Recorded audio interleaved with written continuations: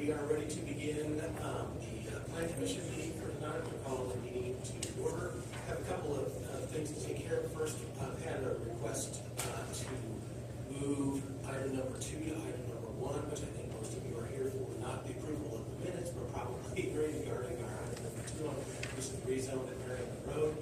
So we'll move the minutes and the permits and inspection things to the end of the meeting, just for the sake of your benefit. Also, because there are quite a few of you here, anybody who would like to speak, we're asking. There's a sign-up sheet down here at the end of our desk down here with your name and your address, so that we can make sure we get everything correctly added in there. We're asking that you sign up on there if you would like to speak. Certainly you can attend the meeting, but if you'd like to speak, we'd like for you to sign up on there with your name and your address, so we know where you're located in the community. And then also, we'd like for you to limit your comments to 3 minutes if at all possible, and try not to repeat something that somebody else has said. Be cognizant of that. Once somebody has said it, we enter it in the minutes. We certainly understand that, and I'm sure all of you would reinforce what each of you are saying on there. But we're trying to be fair to everyone and give everyone a chance to speak. So I'm going to pause here just for a few minutes. If anybody wants to come up and sign up here who intends to speak, we'd be happy to have you do that. If you're just here to listen, that's fine too. And certainly during the meeting, don't feel like you're disrupting anything if you have to get up here and sign up. If you hear something that you'd like to address.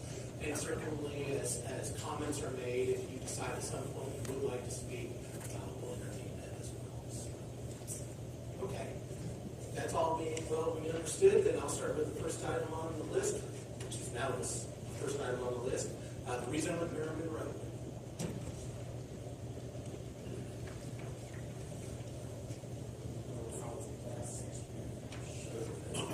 Maybe bring it up, kind of set it up here by now. Bring it up and point in this direction.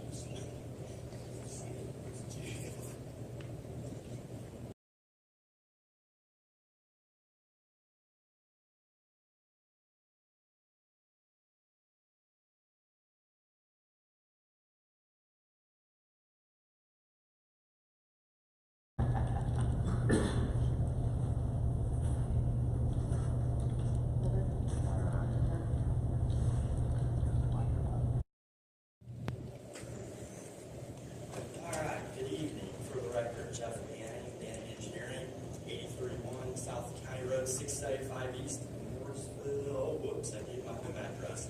853 Columbia Road, Plainfield. How about that? 46168. That's who you're representing. That's who I'm representing tonight. Engineering, we submitted the petition. I'm going to apologize up front. I got a little bit of a cold, so bear with me with respect to that. I'm here this evening representing the Mooresville Redevelopment Commission. I have a couple of attendees in the back corner over here, as well as Mike Dellinger with the Economic Development Corporation.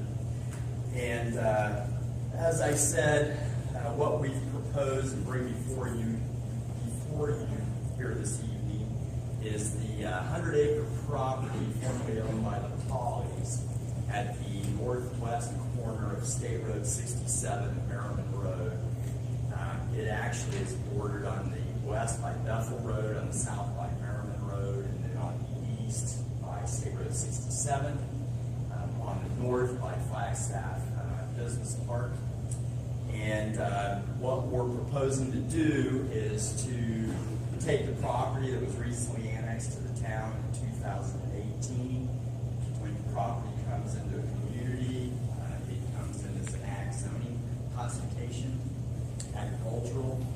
We would like to change that zoning classification to I2, which is medium intensity industrial zoning classification, which is a classification under the town's new zoning ordinance. It's effectively the same classification as in the previous ordinance that was actually went out when the new ordinance came in. But that is what we would like to ask for your recommendation this evening to go to the town council council. So rezoning approximately 100 acres from AG agricultural to I2 medium intensity industrial. Our goal with this property is to have intended uses similar to like what you would see in the industrial business parks along State Road 67. I was last before this group for the flow source property, which is in Flagstaff probably a year or so ago.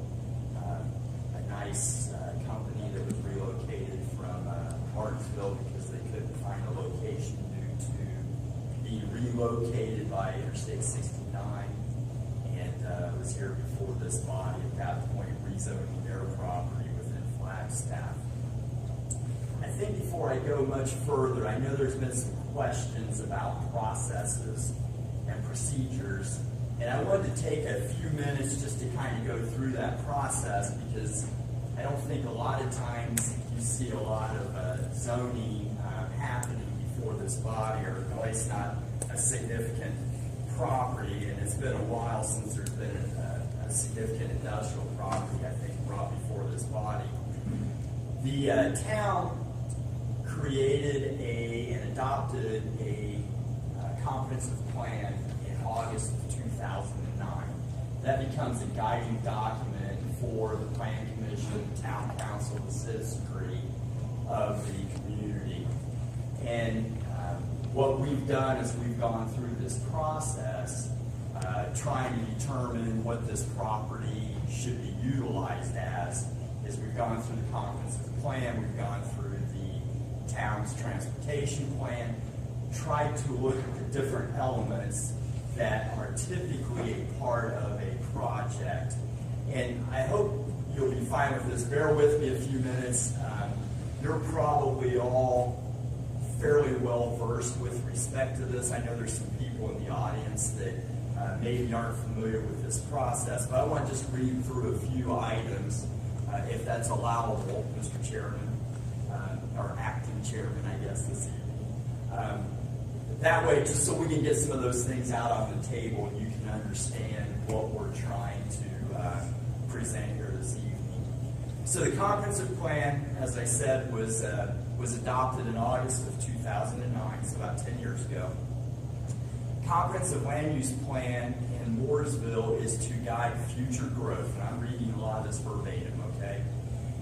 It answers fundamental questions such as what do we want to change and what do we want to protect.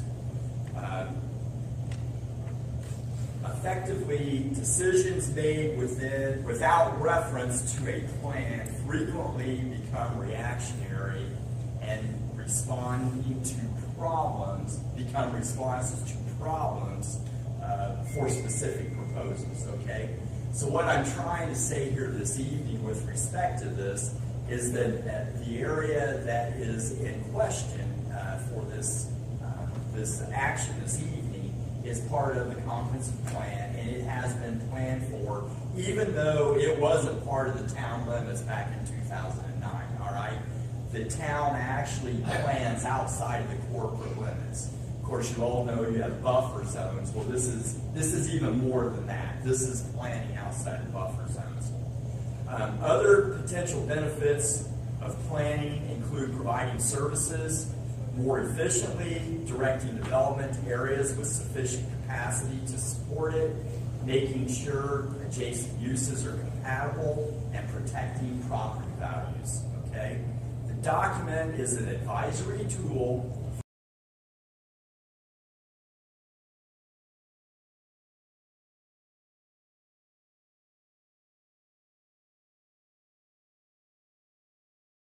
baseline. This comprehensive plan is not an enforceable law, okay? It wasn't zoning at the time. This is just kind of a guideline for what the community would like to see happen. There was a large group of people on this comprehensive plan. Maybe some of you in here were on that plan. Perry, I think your name showed up on that. So, effectively, it's a long-range it's long range and orientation. It's intended to reach out 10 to 15 years. Here we are 10 years almost later. But it's specific enough to guide day-to-day activities of town elected and appointed officials. Appointed and elected officials on this board, okay?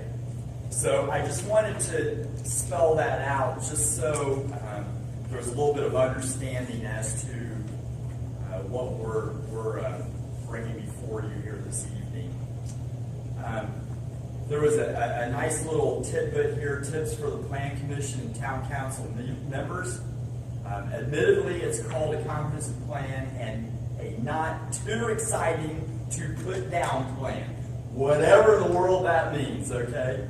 Still, when properly applied, it can make the life of the decision maker easier, all right? They can point out to research on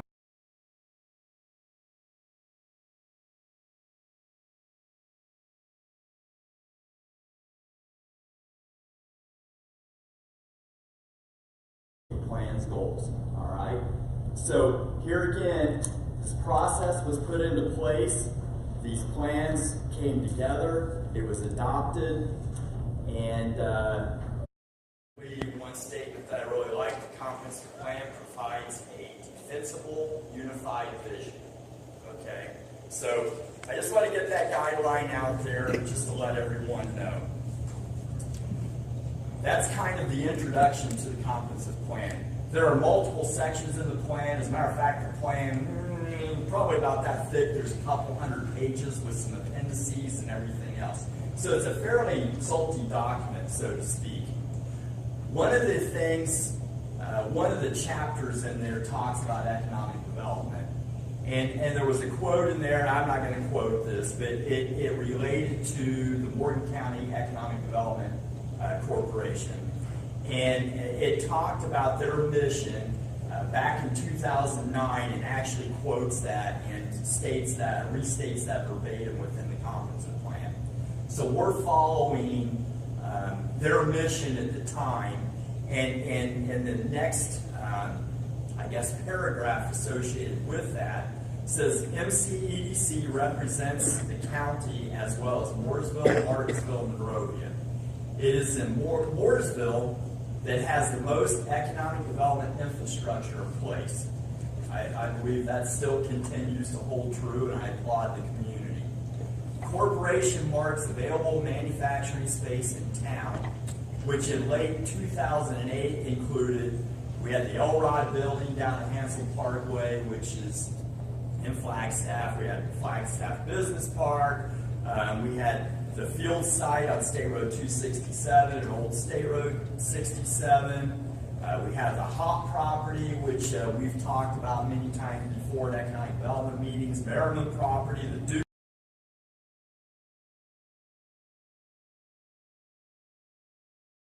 pointed out in this plan. A lot of those really along the State Road 67 corridor. So here again, going right in line with what was proposed. Also in the economic development portion, there were goals with strategy and action items. And a lot of strategies continue to support MCEDC, ensure that necessary infrastructure, including sewer and water, roads, high-speed data access is in place to support what's being proposed. Reinforce identity and image of business districts and industrial parks. Improve the competitiveness of Flagstaff Business Park, downtown, and other commercial areas. And then it goes on to say, ensure that Mooresville maintains an adequate utility infrastructure, which was part of the previous goal.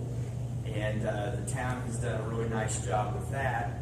And then make Mooresville attractive for new businesses and industries. And then there's another list of items associated with that as well. So there's a lot of these different things that tie to this plan, a lot of things that the town has done over the years, over the 10 years.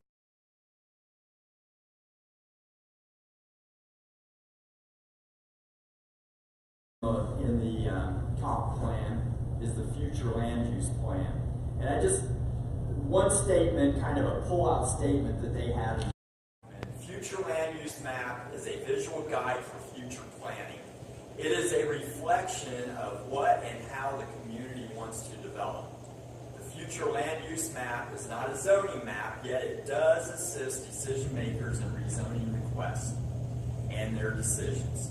So we've got a plan out there that shows the State Road 67 corridor as looking at economic development and creating properties such as this that we're bringing before you here this evening.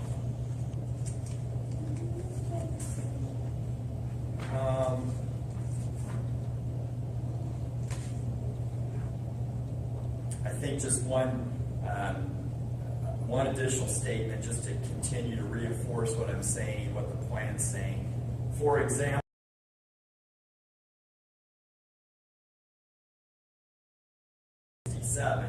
might find that much of the area has been designated as industrial use, okay?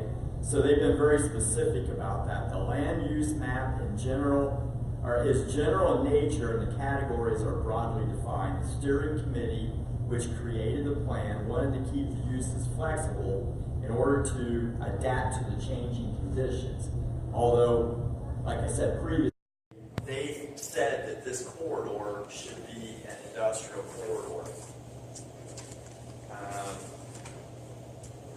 Future industrial areas adjoin the existing industrial developments on the south side of State Road 67 near the existing Flagstaff Business Park. We are just south of it.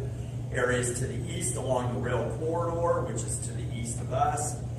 To the west, just off of State Road 67, significant acreage exists along Bethel Road or along Bethel Road.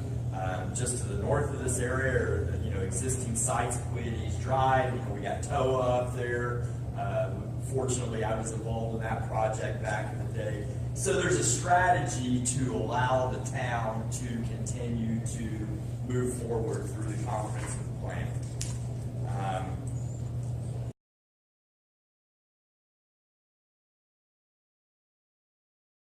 That was infrastructure.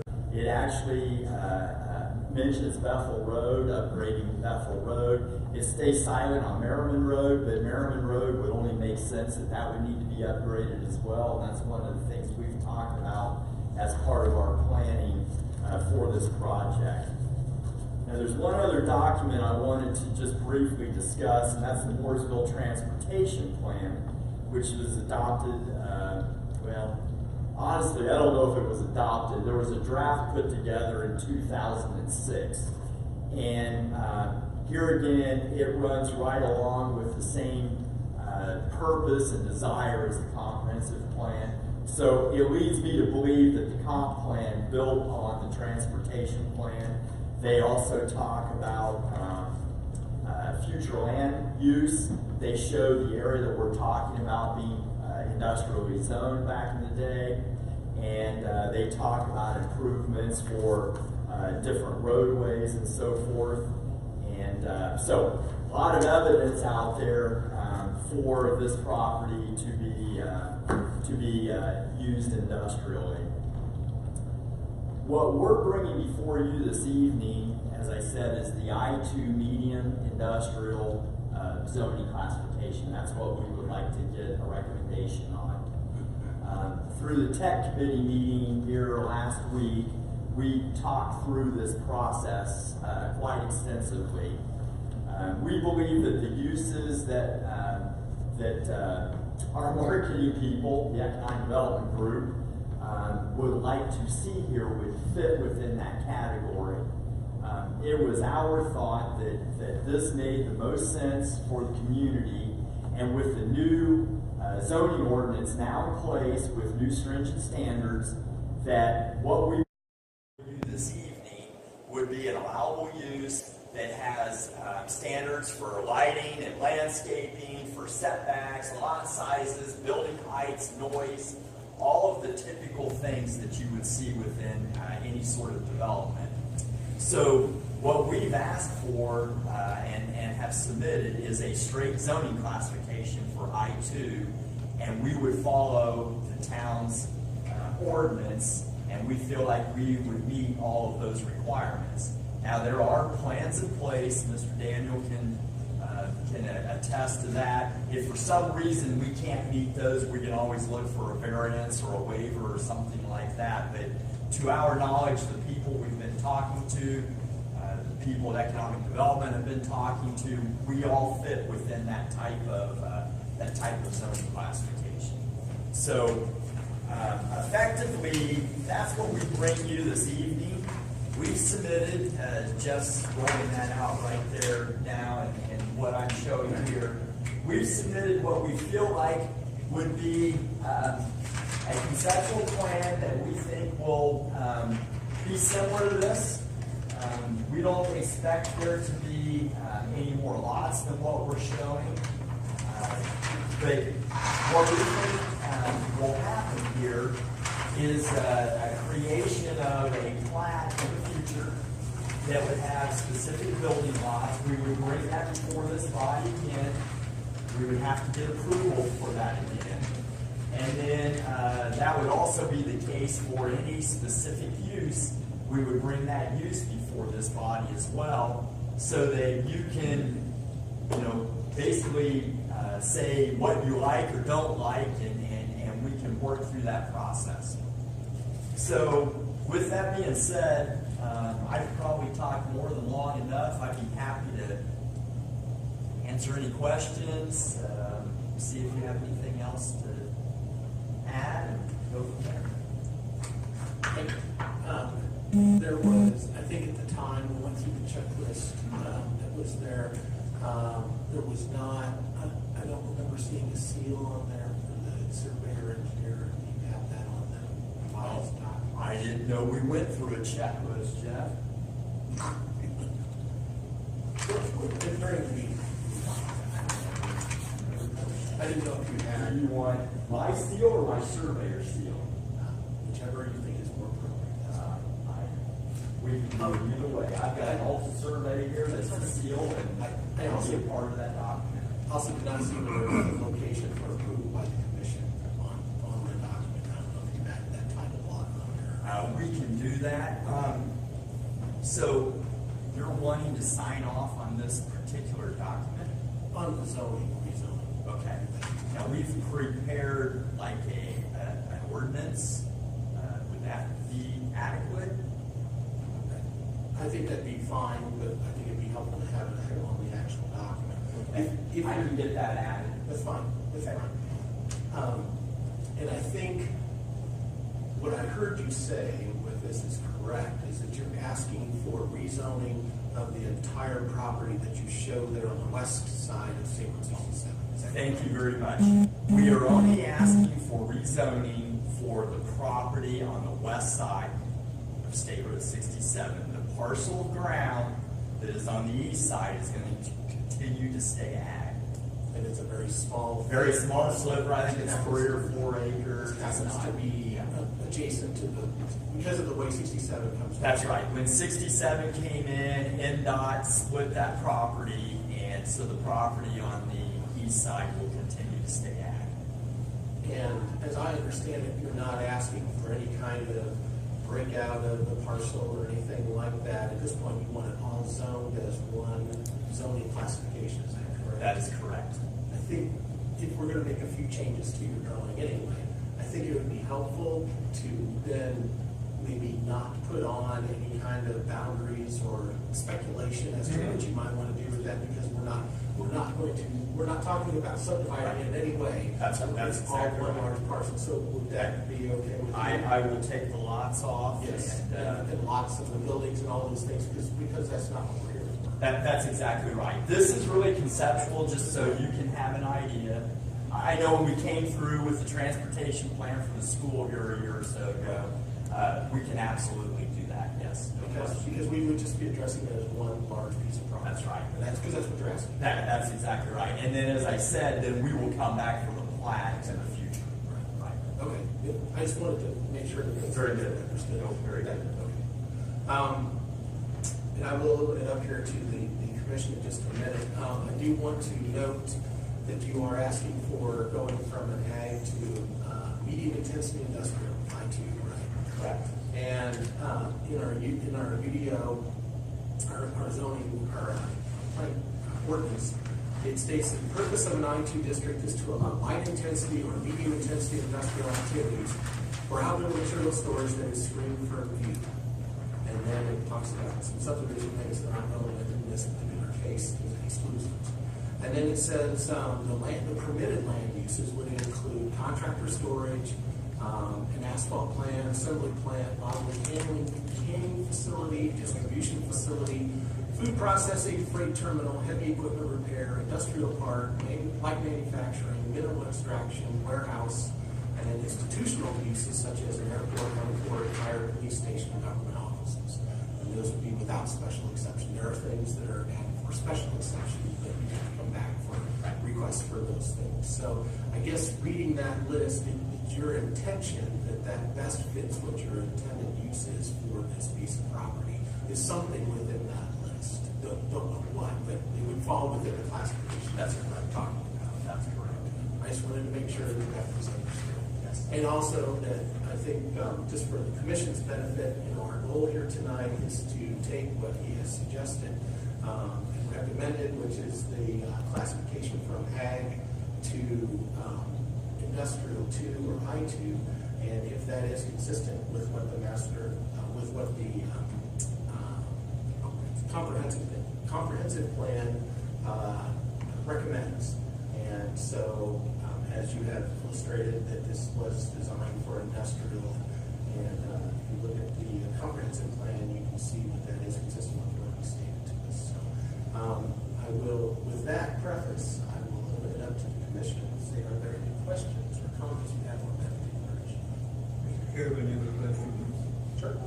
Under the intended purpose of this I-2, it specifically states that medium intensity industrial activities where outdoor material storage is screened from view. Under special exceptions, it says industrial use material storage open. Can we get clarification on what you use? I believe that what is intended in there is that it would be open material storage, but screened from view. For example, it could be fenced, or it's a screening fence, but it would not be enclosed inside the building. I believe that is what's suggested in that. Is that all explained? Yes. Other comments or questions from Mr. Manning from the commission?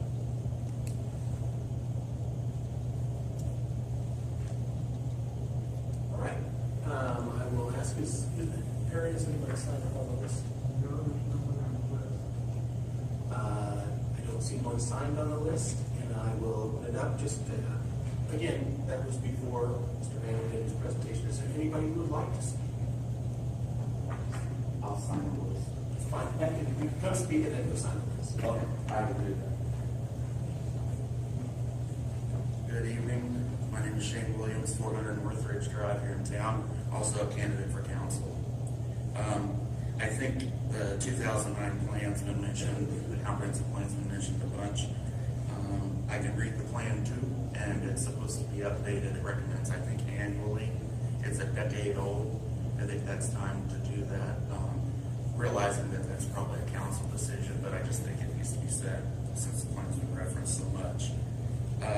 Just as a general objection, I can tell you this vote's going to go through. It doesn't matter what the public says at this point. The reason I know that is because the property's been purchased for $3 million, and the town council already approved $500,000 of food and beverage tax to go for infrastructure for this project.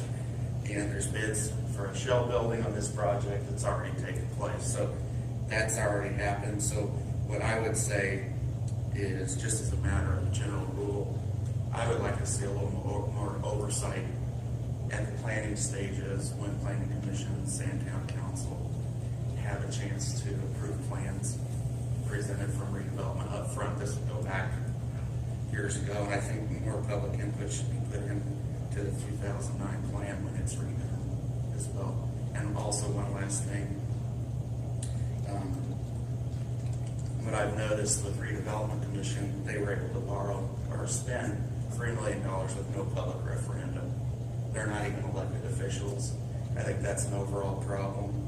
And with the president of the commission present tonight, I think it's fair when he wants to spend this kind of money to do these kinds of projects that he should have to say, at least try to sell the public as to why he's doing what he does. He doesn't do that. And I think it's wrong. And the last point I would say is that just that I think it needs a little bit more oversight up front. I don't think there's any question how the vote's going to go tonight, whether you do it or not. The town council will vote for this because they have to. There's too much money out at this point.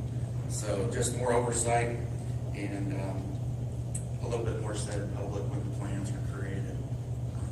And I think this body has a role in that, just from the standpoint of asking more questions in public when those plans are decided. So, thank you. Can I ask you a couple questions? Sure. When you said the president of the commission is present, you were making some of those remarks. I assume you're not referring to the plan commission. No. You were referring to Redevelopment. redevelopment. Yeah, absolutely. Absolutely. I think you've done a good job tonight. And the redevelopment, I believe that our comprehensive plan, although formally adopted in 2009, is periodically reviewed on an annual basis just to see if it's still consistent with what's there, and we're making recommendations and adjustments to it as needed. Is that done here? It's done for us. We don't do it here in this meeting, but we do. I've been attending town council meetings for 3 or 4 years. I've never seen them updated. That could be because I missed the meeting. No, that's fine. That's fine. Is that their responsibility, would you say? The planning commission rely upon the comprehensive plan for our judgment, and if we see something in there that's radically changed, for example, I-69 was something that was not as far along in 2009 as what it is today, and had that made a significant change in what we had, we probably would have asked to have the comprehensive plan adjusted for that, and that may still happen in the future. But for right now, we don't want to do anything that's inefficient, so we try to use it. As long as it's able to be used, we try to use it. The other thing that I would say is that that document with our guidance is, we try to make sure that the council or other people who rely upon that use that as a guide, so that when they do make investments like this, that when they come forward to us, whether it's a school property or whether it's another piece of property in town that a private owner owns, that they have some idea, as we stated earlier, as to what our vision is and what our plan is.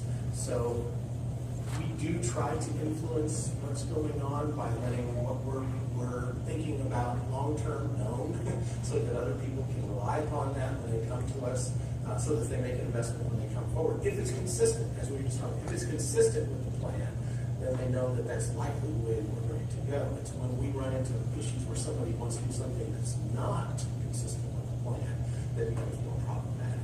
I hope that helps. Do you think the plan should be updated after a decade, like at least a new version printed and updated? I think it should be reviewed, and if it needs to be updated, we should update it. Just like we did with our video ordinance, we try to You were instrumental in that, correct? Pardon me? You personally were instrumental in the video. I was involved in some of the review process, as were the members. Yeah, I thank you for that. I think that's great. Good. Yeah, I appreciate that. Okay. All right. That's my comment. Thank you. Don't forget to sign it. Okay, thank you. Anybody else like to speak or say? Yes, sir. Sorry, That's fine. I actually just have a tiny question. That's fine. I will ask you to sign it. Absolutely, I can do that. So I'm Scott Lundy. I live on Merriman and Bethel. Okay. So there's, just wondering about. Can you state your whole address? Absolutely. 533 Merriman Road. No problem. So what does, do you mind if I just walk into it? Mhm. Okay, sure. Thinking this is Bethel Road. Yes, yeah, that's correct. So this is our property here. Okay. During the construction, I'm just long-term this, there's only 2 houses on our road since ET built their construction. So just concerning this and possibly where Pauley's other properties are, because that's really the only thing in that section. Is there something that we need to know about this coming up? of keeping this farm? Is it going to be okay, or is this going to leak out further? That's what I'm asking. Is this zoning going to take, I know right now it's just from Bethel forward, but again, we're on the corner of Bethel and Merriman, and we're one of two houses on that street. So I'm trying I'm to asking. understand what you're asking. Let me see if Does this going to affect us in any way? You're asking if this rezoning is going to affect other properties beyond this? Right, because now this is zoned, and all of this is zoned. So we're directly in a circle of it. So I'm wondering, is that zone going to all of a sudden take our two homes on this little corner? What they're asking for tonight is to zone this from ag to industrial. And that's, in terms of what the layout is and what it looks like in the future, that would be decided at a future time. Any other parcels around this would have to stand on their own merits. Okay. So if there was another rezoning of another parcel or another piece of property or group of properties that are around this, they would have to stand on their same merits as what this one is. Meaning we would look again at the comprehensive plan. And it is not all industrial, all the way down 67. There are understood residential areas and commercial areas. And we would look and say, is that consistent with not just where that is located, but a transition from one to the other. So that is always something that we look at. So I don't know what the future holds for some of these other pieces of property, but if they were to come up, and if you're affected by this one, you'd probably be affected by those, you'd be notified of that, you'd certainly be welcome to come and voice your concerns at that time. At this point, I'm not aware of anything that's happened on those areas. Does that help answer? Absolutely. Absolutely. Yeah. Thank you guys very much. Thank you. Anyone else here to speak?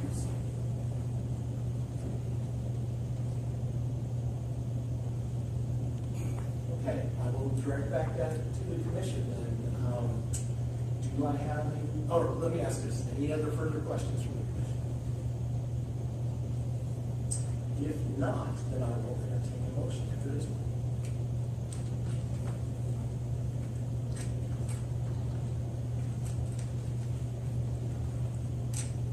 I'll make a motion to approve the rezone.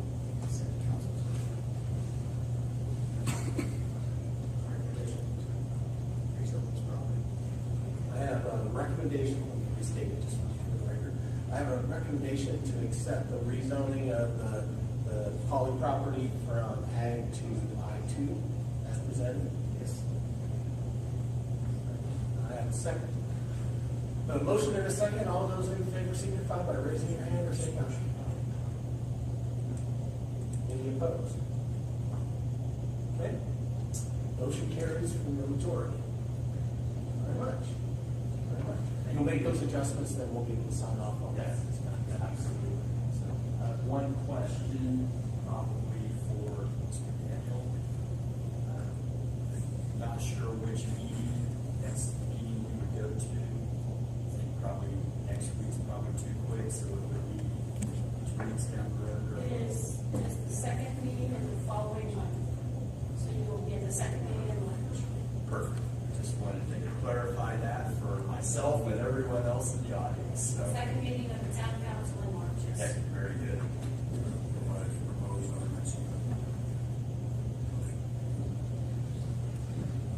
Okay. Any other questions on procedure? All right, thank you very much. Appreciate it. All right, I will move on to the next order of business. Next order of business, we'll just go down the line and then we'll come back around to the permits and inspections. 14 permits and inspections. Is there any new business?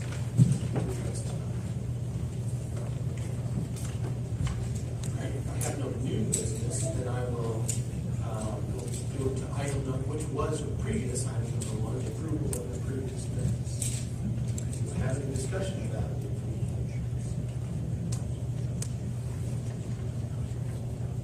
I'm still confused. Okay. I think now as the clarification that some of the concerns and the needs from November can get passed by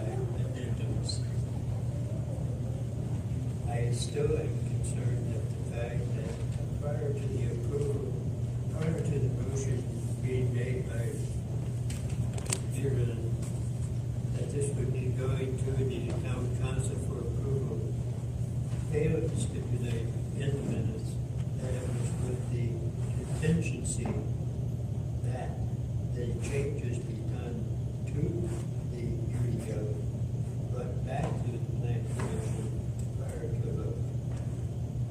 That never happened. Based on my conversations with the president and town council, they were not aware that this was contingent on anything before they voted. I would just like minutes to either be stated now or to amendment, addendum, that that contingency clause was offered or asked for prior to the motion to recommend to town council. I hope I made myself. Okay, just let me clarify then, I have a copy of the November minutes here, and it says that Jeff Dieterlin commented concerns on section 3.6, while Dennis Chambers expressed concerns for the repeal clause, and I think that's what you're referring to. I'm not But you're referring, contingency. okay. It says that there were two concerns, one about section 3.6 and one about the repeal clause.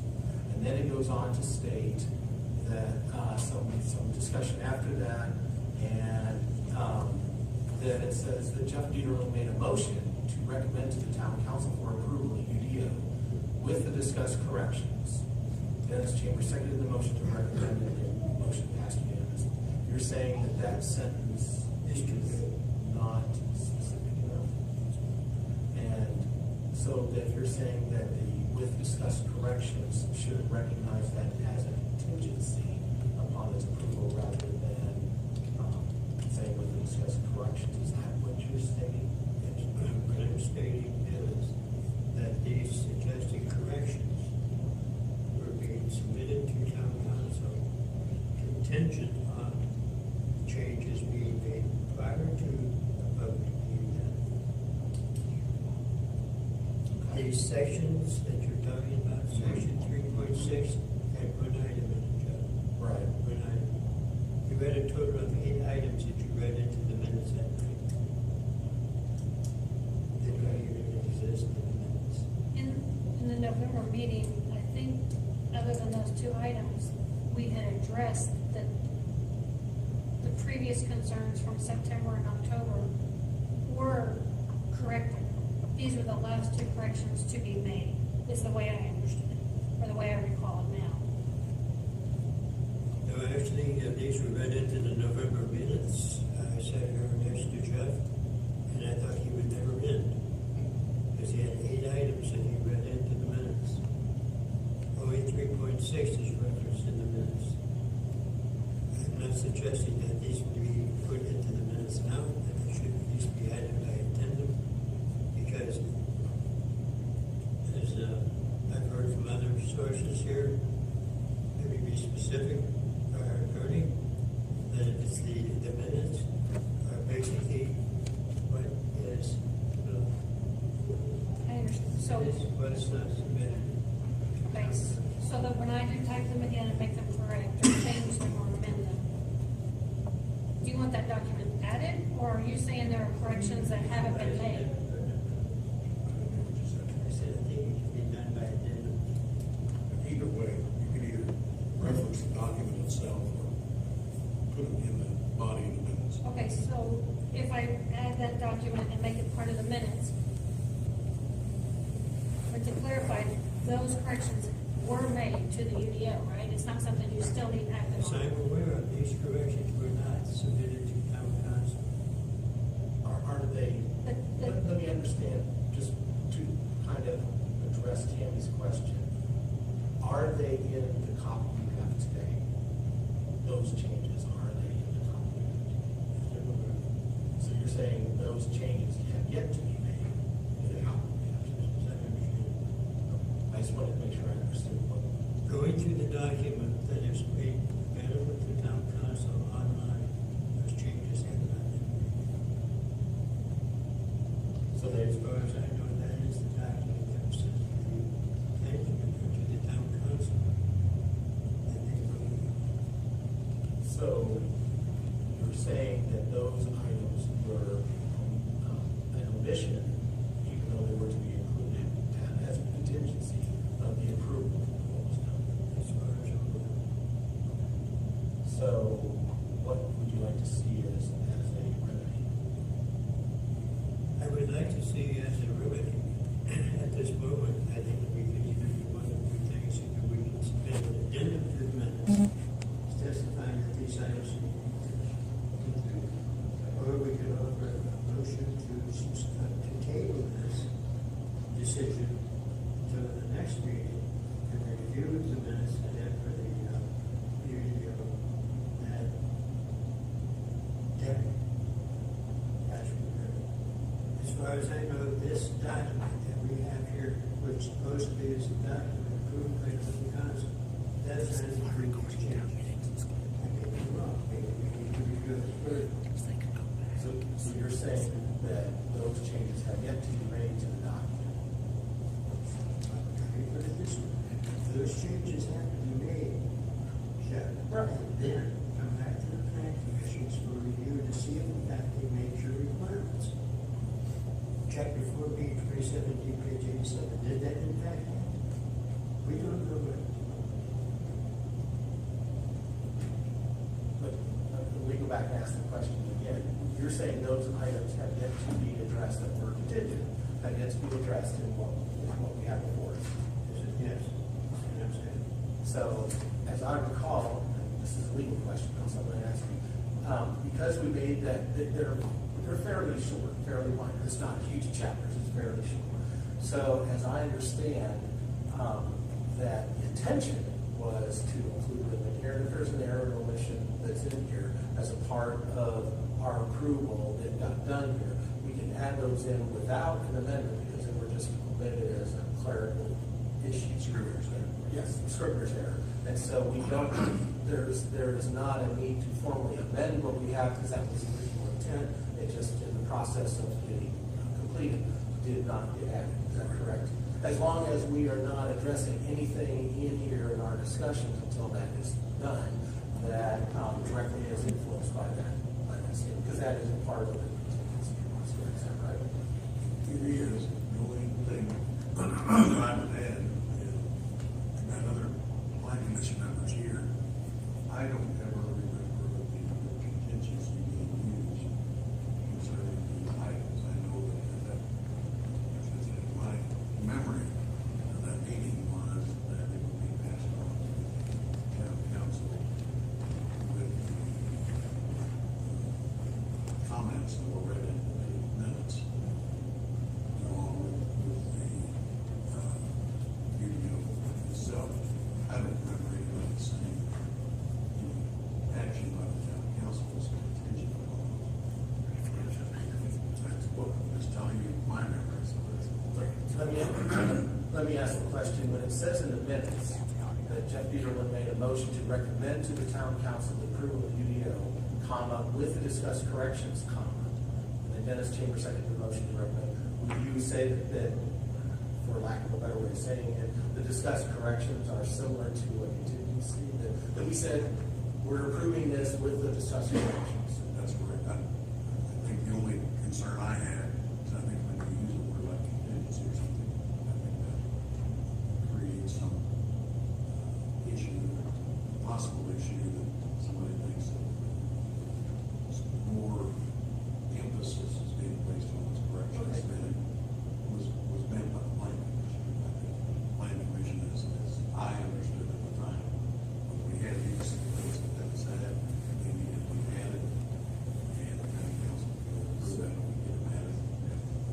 So, I don't want to make things. No, that's okay. So if, I guess I'm thinking of two things. One is if we take these things which appear to have been left out as part of this, and ultimately those are added into this document that is made whole, and we don't have to have an amendment or anything to do that. Is that correct? Well, To make this document. as I understand it, we don't know tonight whether some or all of those. True. So we need to determine that first. We need to confirm that all those are, either they're in the document we have, or they need to be made in the document we have, and that's, but we don't need an amendment to do that, we can just simply do that. All right, that's that. And then I guess secondly, if we say that those items that were talked about there are amended to the minutes as what was discussed in there, that would be sufficient. So those two things would be sufficient. Would that satisfy you if we took those items and amended them to the minutes and then made sure that those items that were to be addressed are addressed in the UDO so that the document that we deal with in March is complete as of what was intended? If in fact, the document that has been given to the town planning commission online for review, that was voted on by town council, is accurate. Those things should be in it.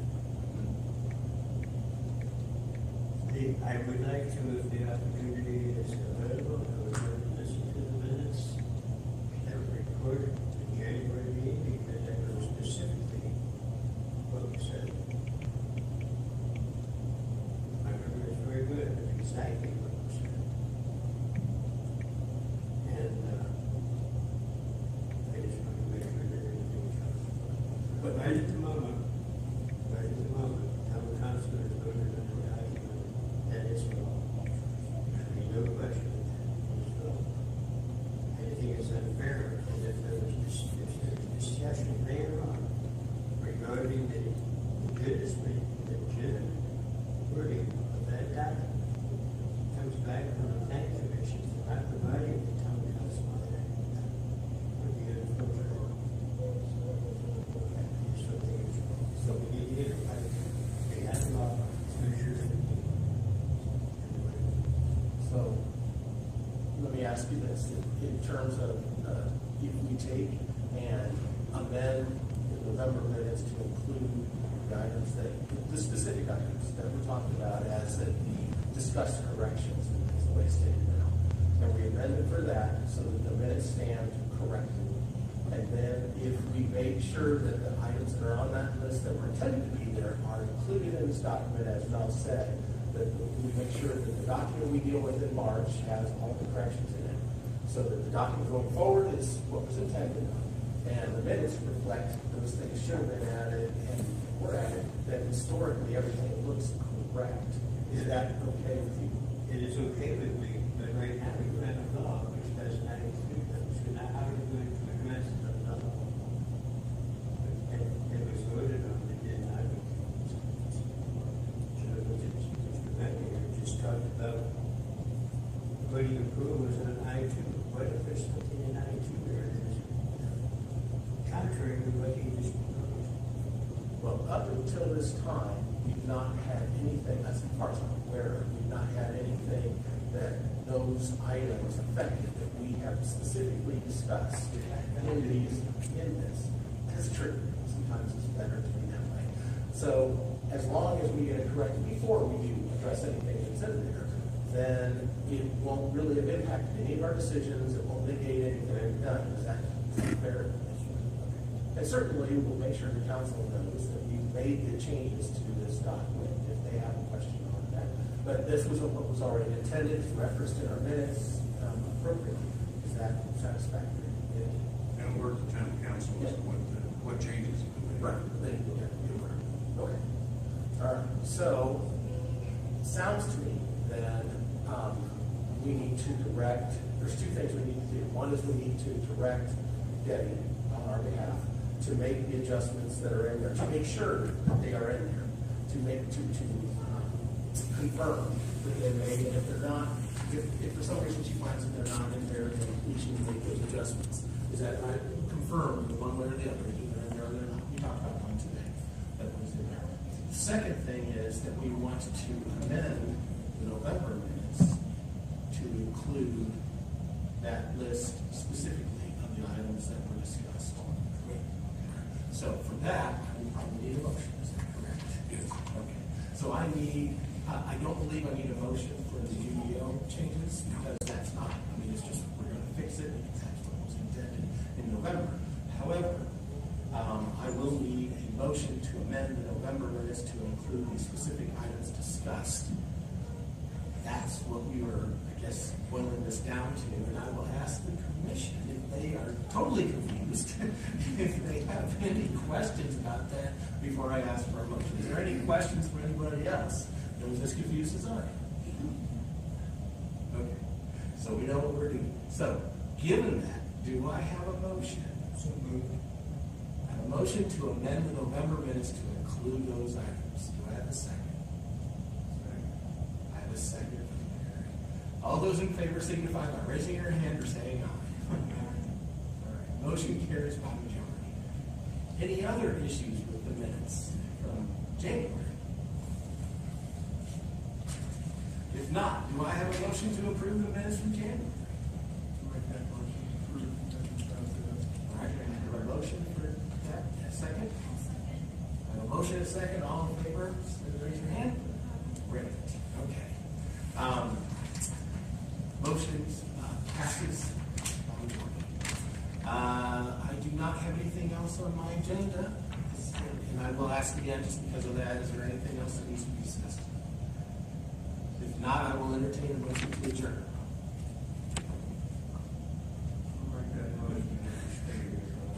A motion, do I have a second? Second. All right, I'll assume that we stand adjourned. Thank you very much.